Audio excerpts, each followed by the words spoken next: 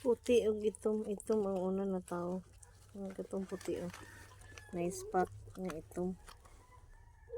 Nga na ako tanaw ng gender kay masuko niya na siya.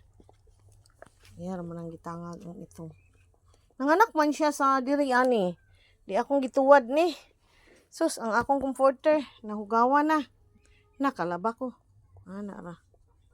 Diya na ka. Ayaw pagpangambisyon diya sa akong higdaanan. Peace, kot akong gitagilid kay na, oh. My goodness. Ana siya manganak dira, magligid-ligid siya. No way. Ana. Diya siya. Gitagaan ako siya sako di siya. Ana yun siya gusto. Extra papi nga puti.